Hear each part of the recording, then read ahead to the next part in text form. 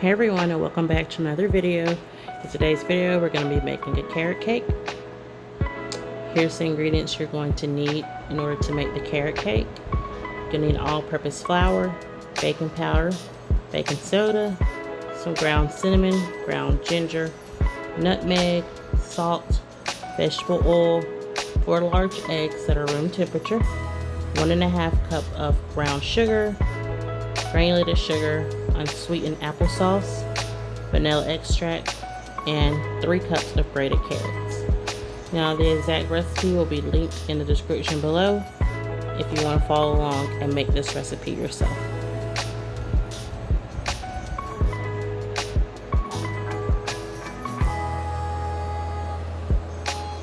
Now I also added pecans to this recipe. If you don't like pecans and you want to substitute the pecans for walnuts, you can. It's optional, you don't have to add that, but I did because I've never had a carrot cake that did not have pecans in it, as well as the applesauce. If you don't want to add the applesauce, you don't have to add that as well. So we're going to start off by having 2 mixing bowls, because you're going to need a bowl for your dry ingredients and your wet ingredients. So you're going to start off by spooning 2 cups of flour into your bowl. You're going to add 2 teaspoons of baking powder, a teaspoon of baking soda,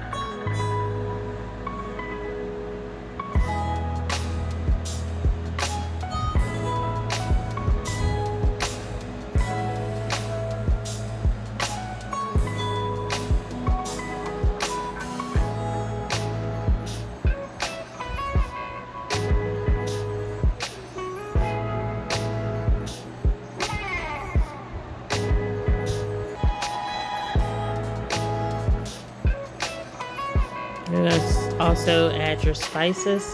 So this is your ground cinnamon.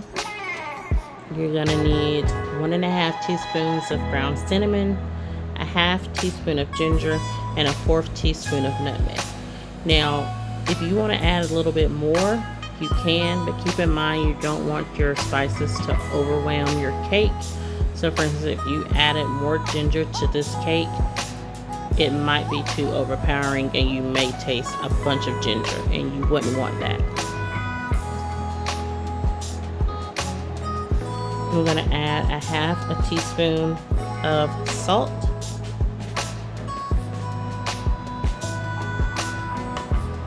and then I'm going to whisk my dry ingredients together, and I'm going to move on to my wet ingredients.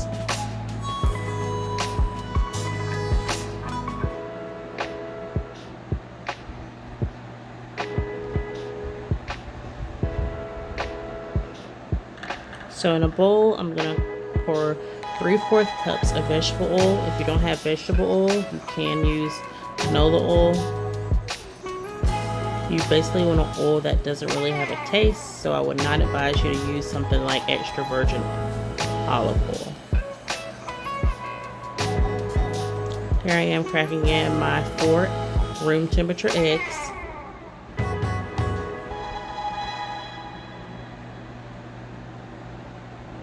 A teaspoon of vanilla extract, a 1/2 cup of applesauce. This is optional. You don't have to add this. A 1/2 cup of granulated sugar, and 1.5 cups of packed brown sugar.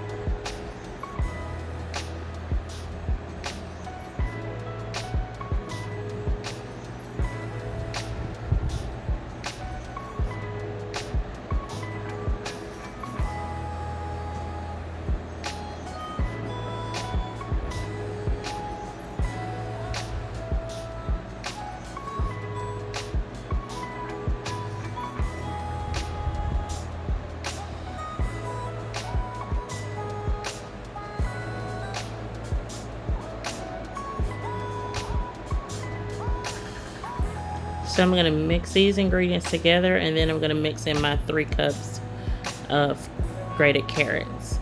Now, I would highly suggest you get fresh carrots from the store and grate them. Do not buy the shredded carrots in the bag, because that will not cook all the way in your carrot cake, and you'll be chewing on undone carrots. So go ahead and grate your carrots and add 3 cups of carrots, and I just added my pecans.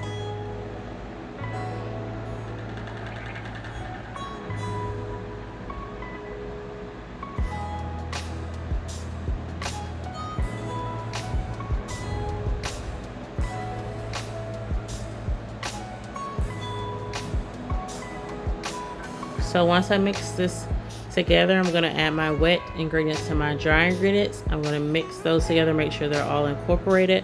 I have my oven preheated to 350 degrees.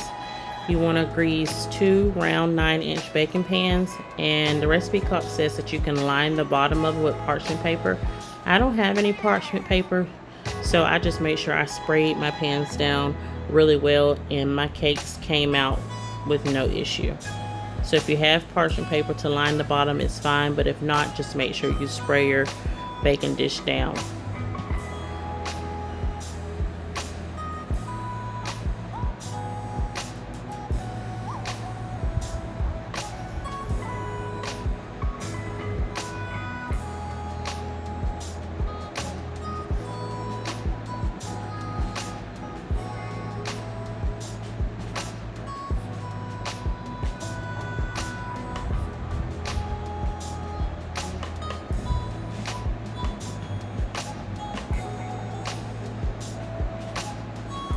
So I'm going to pour in my cake batter.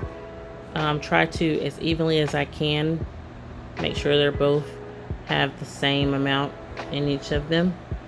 And I'm going to bake these for 30 to 35 minutes until you stick a fork or a knife in the center and it comes out clean. When you're done, when it's done baking, you're going to take it out, let it cool, and then you're going to put it on your cooling rack.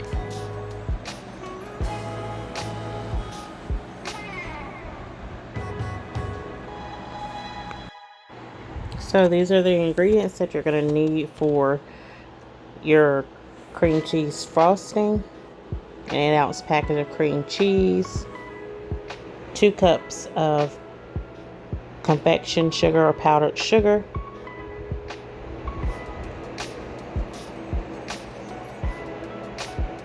a stick of unsalted butter, and a teaspoon of vanilla. You want to make sure your cream cheese and your butter is room temperature. That way it's softer or easier to mix together. Optional is a splash of milk. I noticed when I was mixing my frosting together that it was thick, and I knew if I put it on or tried to put it on my cake in that consistency, it would have tore pieces of my cake. So I added a splash of milk in order to thin it out a little bit, and it worked perfectly. So y'all, this cake turned out so good. It was good. It had all the ingredients, the spices, the carrots, the consistency of the crunch of the nut in the cake, all complemented each other. So let me know down in the comments below if y'all make this cake, what you think about it. I hope you enjoyed this video, and as always, thanks for watching. Bye guys.